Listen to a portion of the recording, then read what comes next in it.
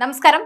T20 ലോകകപ്പ് cricket ആവേശത്തിന്റെ തിരിതെളിയാൻ പോവുകയാണ്. ശരിക്കും പറഞ്ഞാൽ ഇനി എല്ലാവരും കാണുന്നത് നാളെ മുതലുള്ള ആ അങ്കപ്പോര് തന്നെയായിരിക്കും.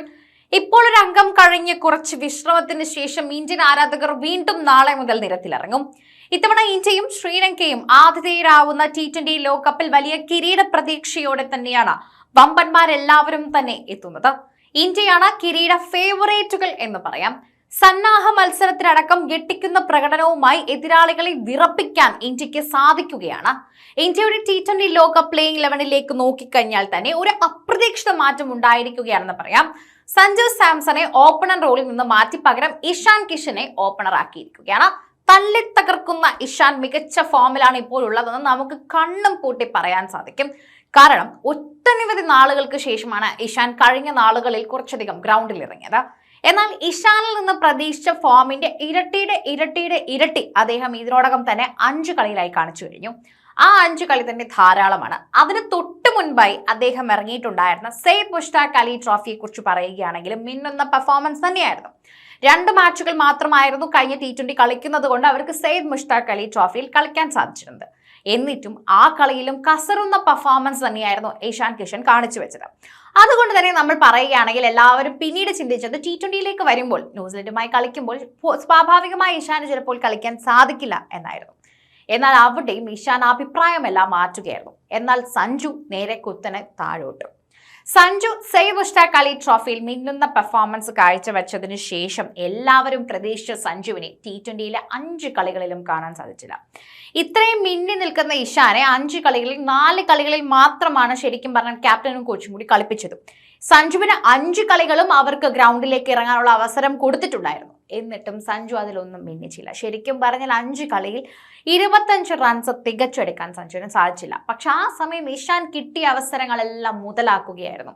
എന്നിട്ടും അവിടെ ആ 5 കളിയിലും മാറ്റാതെ ഫസ്റ്റ് ചോയ്സ് വിക്കറ്റ് കീപ്പറായി എല്ലാവരും നിർത്തിയതും ഓപ്പണറായി നിർത്തിയതും സഞ്ജുവിനെ തന്നെയാണ്. ഇനി സഞ്ജുവിനെ വെച്ച് പരീക്ഷിക്കേണ്ട കാര്യമില്ലെന്നും സഞ്ജുവിനെ അവിടെ നിന്ന് മാറ്റി അദ്ദേഹത്തിന്റെ ഫേവറേറ്റ് പൊസിഷൻ ചിലപ്പോൾ കൊടുക്കുമായിരിക്കും. പക്ഷെ എന്നാലും ഓപ്പണിംഗിലേക്ക് ഇഷാൻ തന്നെ വരുമെന്നും ഇഷാനും അഭിഷേകും തമ്മിൽ നിൽക്കുമ്പോൾ ഒരു അഗ്രസീവും ഒരു സ്ലോ ബാറ്റിംഗും കൂടിയായി ഇന്ത്യക്ക് ഒരു നല്ല സ്കോർ മുന്നിലേക്ക് എത്തിക്കാൻ സാധിക്കുമെന്നുള്ള പ്രതീക്ഷ തന്നെയാണ് ആരാധകർക്കും കോച്ചിനും BCCIക്കും ഒക്കെ തന്നെയും ഉള്ളതെന്ന് പറയാം. അതേസമയം കിവീസ് പരമ്പരയിലെ മോശം പ്രകടനം സഞ്ജുവിന്റെ സീറ്റ് നഷ്ടമാകാനുള്ള പ്രധാന കാരണമായി തന്നെ നമുക്ക് എടുത്തു പറയാൻ സാധിക്കും. അത് തന്നെയാണ് കാരണം. മതിയായ അവസരം ലഭിച്ചിട്ടുണ്ടായിരുന്നു. എന്നാൽ ഇഷാന് സഞ്ജുവിനേക്കാൾ മുൻതൂക്കം നൽകുന്ന ചില കാര്യങ്ങൾ മറ്റുമുണ്ട്. സഞ്ജു പ്രതിഭാശാലിയായ താരമാണെങ്കിലും T20യിൽ സ്ഥിരത കണ്ടെത്താൻ ചില മികവുകൾ കൂടി അത്യാവശ്യമായി നിൽക്കുന്നു.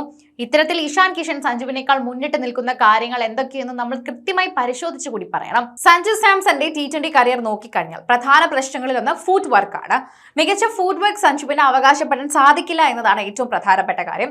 തന്റെ കൈക്കരുത്തിനെ കൂടുതലും ഉപയോഗിച്ച് കളിക്കുന്ന താരമാണ് സഞ്ജു എന്ന് എല്ലാവർക്കും അറിയാം. ഫുട് വർക്ക് കുറച്ചുകൂടി മെച്ചപ്പെടുത്തണം. ഇത് പലപ്പോഴും സഞ്ജുവിന് തിരിച്ചടിയായി മാറുന്നുമുണ്ട്. അവസാന കിവീസ് പരമ്പരയിലും ഇതേ പ്രശ്നം സഞ്ജുവിനെ ബാധിച്ചിരുന്നു. എന്നാൽ ഇഷാന്റെ കാര്യത്തിലാണെങ്കിൽ മികച്ച ഫുട് വർക്ക് അവകാശപ്പെടാൻ സാധിക്കുന്ന ഒരു താരം കൂടിയാണെന്ന് നമുക്ക് പറയാം. തന്റെ കാലുകൾ ക്രീസിൽ മികച്ച ചലനം നൽകാൻ ഇഷാന് സാധിക്കുന്നുണ്ട്. ഇത് മികച്ച ഷോട്ടുകൾ കളിക്കാൻ അദ്ദേഹത്തിന് അനായാസനം സഹായിക്കുന്നു. T20യിൽ മികച്ച ഫുട് വർക്ക് വളരെയധികം സഹായിക്കുകയും ചെയ്യുന്ന ഒരു കാര്യമാണ്. ഈ പരിമിതി സഞ്ജുവിനെ പിന്നോട്ടടിക്കുന്ന കാര്യമാണെന്ന് നിസ്സംശയം നമുക്ക് പറയാനും സാധിക്കും.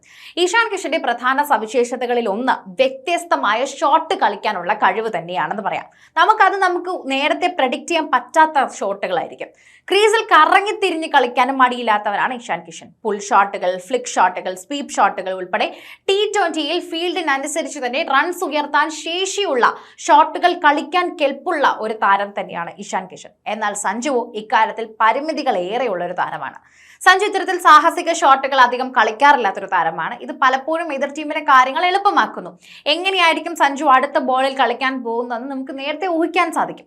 ഇവിടെ ഇരുന്ന് യാതൊരു കോച്ചിങ്ങും ലഭിക്കാത്ത ആരാധകർക്ക് തന്നെ ഇത് ഊഹിക്കാൻ സാധിക്കുമെങ്കിൽ അവിടെ കോച്ചിങ് ലഭിച്ച് പലരുടെയും സൈക്കോളജിക്കൽ ഇമോഷണൽ കാര്യങ്ങൾ പോലും മനസ്സിലാക്കുന്ന ബൗളർമാർക്ക് ഇത് അനായാസന സഹായിക്കുന്ന ഒരു കാര്യമാണ്.